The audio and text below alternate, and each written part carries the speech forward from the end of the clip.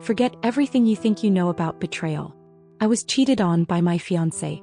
But that's not the worst part. He cheated on me with my mother. Yes, you heard that right, my own mother.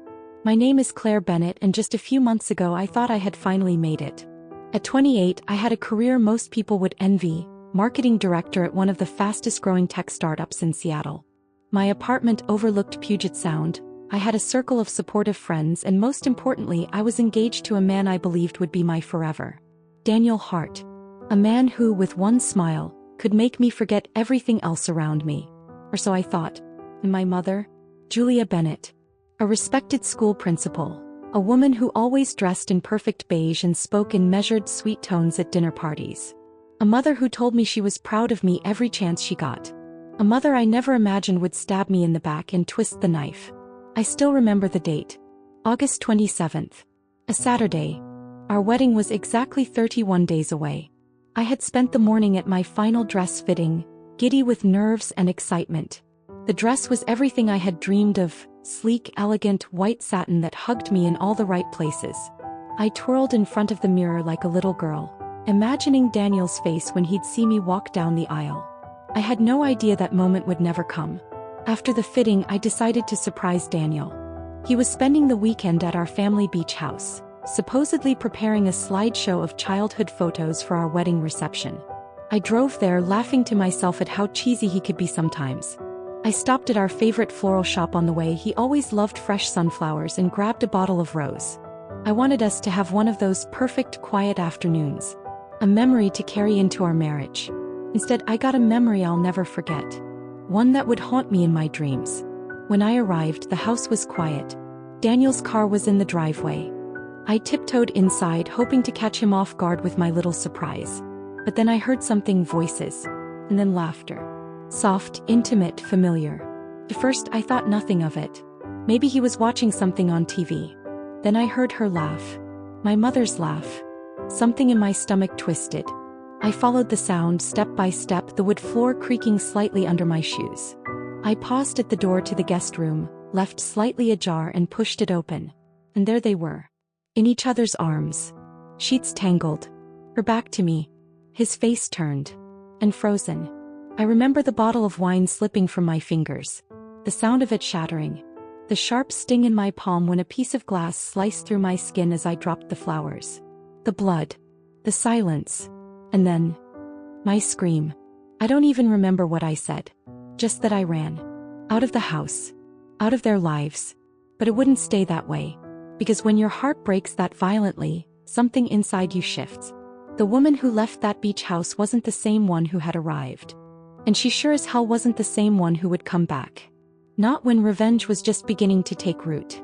The days after the beach house blurred into a haze of unanswered calls, unopened messages, and curtains drawn tight against the world. I didn't go to work. I didn't eat much. I couldn't even look at myself in the mirror. I must have replayed that moment in the guest room 1,000 times in my head. The light filtering through the blinds. The way Daniel's expression shifted from passion to horror. The sickening intimacy of my mother's laugh. My mother.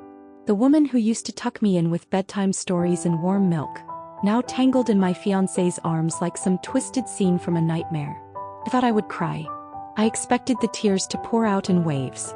But I didn't cry. Not at first.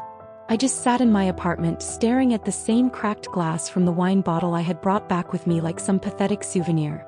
I didn't even realize I had taken it until I got home. I found it in the passenger seat beside the blood-stained flowers, petals shriveled and brown. People kept calling. My best friend Amar. My boss. Even Daniel. Over and over. Voicemails piling up, unread texts buzzing. Claire, please. Let's talk. I know you're hurting. But it's not what you think. Bullshit. It was exactly what I thought.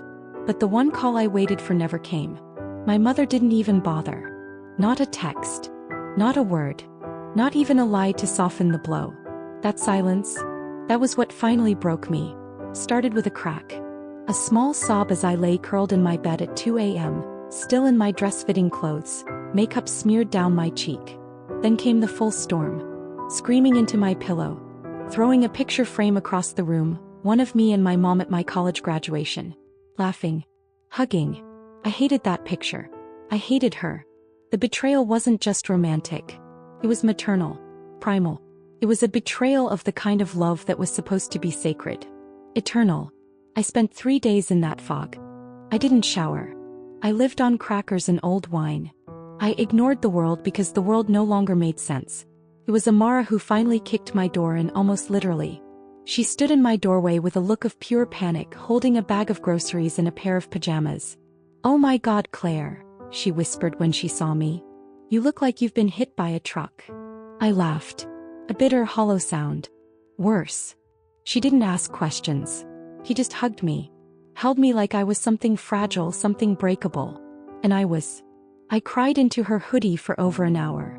That was the moment I realized I hadn't actually been alone. I had just shut everyone out. Over the next few days, Amara made it her mission to bring me back to life. She cooked. She cleaned. She took away the bottle shards and the brown flowers. She forced me to shower. Forced me to talk. And when I finally really opened up, I told her everything. The screams. The broken glass. The rage. When I was done, she just looked at me and said, "So, what are you gonna do about it?" First, I didn't know. I wanted to run. Disappear. Forget this entire chapter of my life. But the more I thought about it, the more something ugly and sharp took root inside me. Because they hadn't just hurt me. They had humiliated me. They had taken my trust and ripped it into pieces shamelessly. And they thought they'd get away with it. They thought I'd stay silent. They were wrong. It started with a Google search. Public shaming laws, Washington State. Not my proudest moment. But as I sat on my couch, a fresh cup of black coffee trembling in my hand, I realized something. I wasn't scared anymore. I was furious. Furious in the kind of quiet, surgical way that changes people. Not the kind that throws plates and screams into the void, but the kind that watches, plans, waits, and then strikes. Amara didn't even flinch when I told her I wasn't planning to just move on. "I don't want to hurt them physically," I said, swirling the coffee in my mug like a witch with a potion.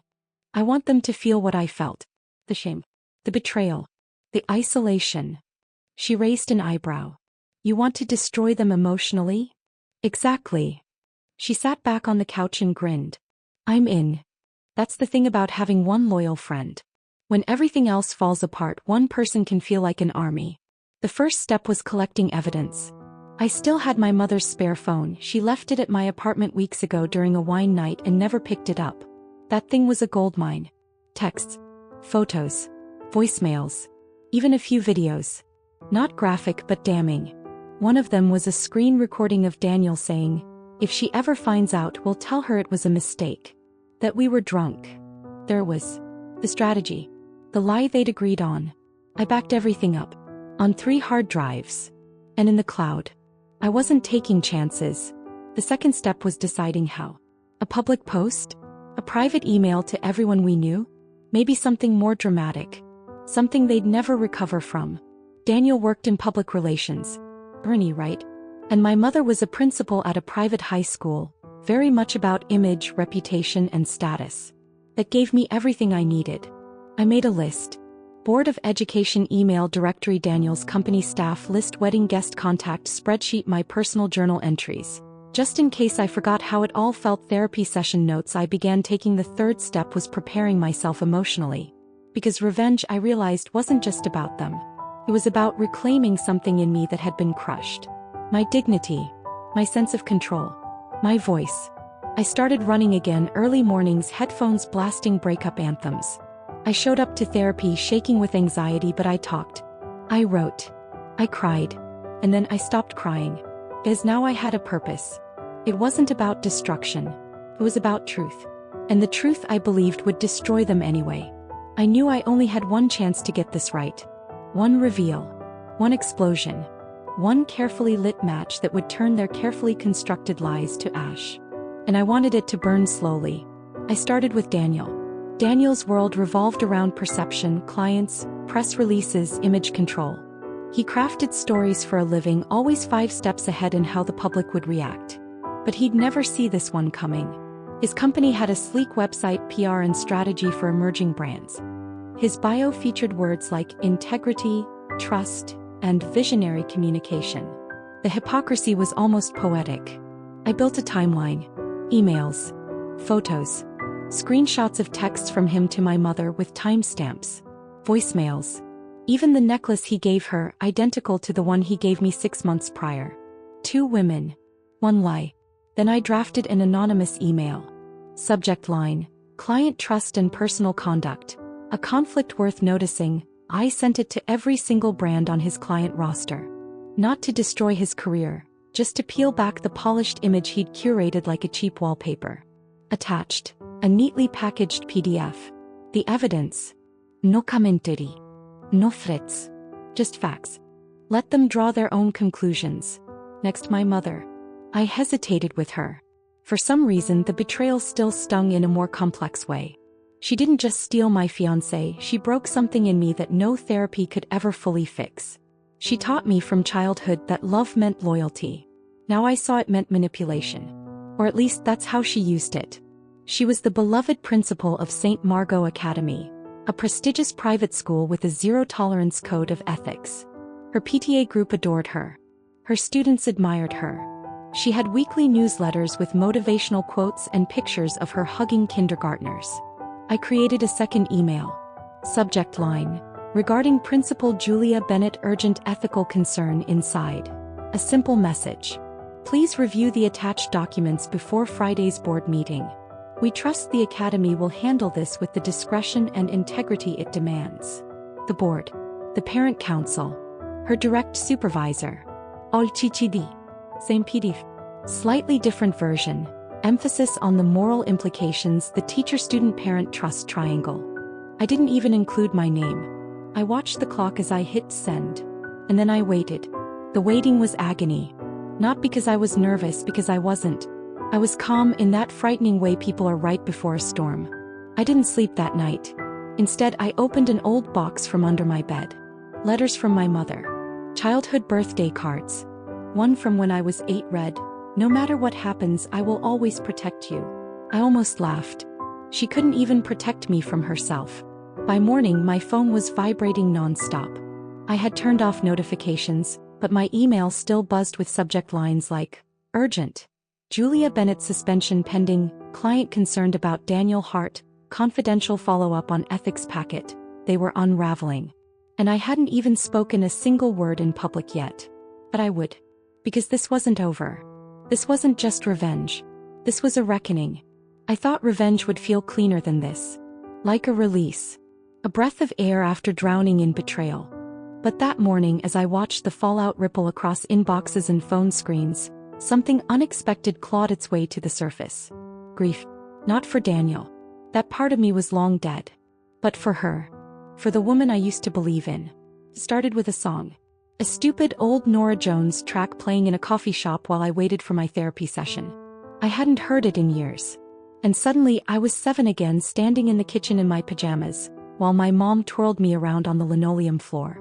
Her eyes lit up with a warmth I hadn't felt in forever. She sang the lyrics into a wooden spoon like a microphone, laughing as I stepped on her toes. And I had loved her so much in that moment. That memory hit me like a brick. I left the coffee shop without my drink and drove straight to Discovery Park. Somewhere quiet. Somewhere I could breathe. I sat on a bench overlooking the cliffs, the ocean beneath me thrashing against the rocks like my thoughts. She used to be my hero. Not perfect but dependable. Smart. The woman who stayed up all night with me when I had chickenpox. Who held my hand through my first breakup. Who brought me lemon tea and whispered, "He didn't deserve you anyway." How does someone like that become this? I tried to trace it back. Maybe it started when Dad left. Maybe she never really recovered. Or maybe there was always a crack there and I just didn't see it. Maybe I didn't want to. And maybe, in some twisted way, she resented me. For having the youth she'd lost. For having Daniel's love. For becoming the woman she never got to be. That thought hurt more than all the others. In therapy that day, I told my therapist something I'd never said aloud before. I'm still waiting for her to apologize. She nodded, letting the silence settle. "Claire," she said softly, "what would you say if she did?" I didn't answer. Because I didn't know. Would it matter? Would it undo the betrayal? Would it give me back the version of her I used to love? Probably not. But a small aching part of me still wanted to hear the words, "I'm sorry." Instead, all I had were headlines. Emails. and the growing silence from both her and Daniel, now that their worlds were collapsing. They hadn't reached out since the reveal. Cowards. I stared at my therapist's ceiling for a long time, tears stinging the backs of my eyes but refusing to fall. "She's not the woman I remember," I whispered. "No," she said. "She isn't. But maybe she never was." That night, I threw out the last of the childhood boxes. Letters, cards, old trinkets. I kept only one thing.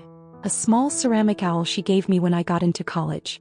On the bottom, in her looping cursive, it read, "So proud of you, Mom." I didn't know if I kept it because it meant something, or because it didn't anymore. It took me 29 drafts to write a single post. 29. I counted. Every time I thought I had it right, I'd delete it. Too angry. Too weak. Too vague. Too raw. I wasn't just trying to tell my story, I was trying to survive it, publicly. And that meant finding the exact words that were honest but not messy. Brave but not pitiful. Vulnerable but not fragile. I stared at my laptop screen in silence, Amara beside me eating popcorn like it was a movie. She had been my sounding board for days, but even she wasn't sure how far I should go. "Are you sure?" she asked. "No," I whispered. "But I'm done letting them speak for me." I hit post. A month before my wedding, I caught my fiancé in bed with my mother. This isn't clickbait. This isn't fiction. This is my real story. I won't name them, though many of you already know. I don't need to. Because this post isn't about revenge. It's about truth. I thought I came from a good family. I thought I was building a future with someone I trusted. I thought loyalty meant something. But people wear masks. Even the people closest to us. I discovered the betrayal 31 days before my wedding day. I walked in with flowers and wine, expecting a sweet memory. I left with blood on my hands, literally. And not one of them tried to stop me. I've spent weeks hiding, grieving, blaming myself. But no more. If you've ever been lied to by the people who raised you, if you've ever been replaced in your own relationship, if you've ever felt the world shift under your feet and wondered, how do I come back from this? I'm here to tell you, you do. You break. Then you rebuild. And this is me rebuilding. To those who betrayed me, I'm not afraid of your silence anymore. To those who stayed by my side, thank you. To those who've been here too, I see you. Claire Bennett. It went viral in 3 hours. By the 5th hour, my inbox was flooded. Hundreds of messages, stories, support, even from strangers. Some angry, some tearful, some just saying, "Thank you for speaking." It was overwhelming and healing. Daniel and my mother didn't respond. Of course they didn't. What could they say? They'd lost control of the narrative. And I had taken it back with nothing but a keyboard and the truth. That night, I slept soundly for the first time in weeks. Because it wasn't just about them anymore. It was about me. I didn't expect it to go this far. The post reached over 2.1 million views in 3 days. People were sharing it on Facebook, TikTok, Instagram, adding comments like, "This is the definition of strength." And "Claire, we see you. We stand with you." But it wasn't just internet noise. It was real. Daniel was let go from his agency by mutual agreement. Translation: they fired him to protect their reputation. His smiling headshot disappeared from the team page, replaced by a blank placeholder. My mother? She was placed on immediate administrative leave pending an ethics investigation. Parents protested outside the school gates. The PTA president, a woman I barely knew, sent me flowers and a handwritten note that said, "Your voice matters. Thank you for reminding us." They both went silent. Publicly anyway. Privately, I received one message from Daniel. "You didn't have to ruin everything." I didn't respond. Because I didn't ruin anything. They did. For weeks, people I hadn't spoken to in years reached out. Old friends, coworkers, even people from college. Some apologized for not noticing. Some just wanted to say they were proud of me. A few, too few, asked how I was really doing. The truth? I wasn't healed. Not yet. But I was healing. I kept going to therapy. I started journaling again. I took long walks by the water. I stopped asking myself why they did it and started asking what I needed next. That answer came slowly in little pieces. I quit my job. Not because of the scandal, but because I realized I wasn't passionate about it anymore. I took a sabbatical and started volunteering with a women's support organization. I told my story to rooms full of strangers who nodded with tears in their eyes. And one day I met someone. Oh, not a man. Me. I met the version of me who had been buried under expectations and people-pleasing and the need to be perfect. I met the girl who once danced with her mom in the kitchen and told her reflection she was going to change the world. She was still there. Just older. Wiser. A little bruised but standing tall. Eventually I stopped waiting for an apology. I stopped waiting for closure. I gave it to myself. 6 months later, it's a quiet Saturday morning. Rain taps gently on the windows of my new apartment. There are fresh sunflowers on the table, not because anyone gave them to me but because I bought them for myself. Amara's in the kitchen humming as she brews coffee. And I'm writing. Not to expose. Not to destroy. But to rebuild. Because I've learned that sometimes, the worst betrayal can lead to the most honest version of yourself. And sometimes, letting go isn't weakness. It's power. I don't know what comes next. But for the first time in a long time, I'm not afraid to find out.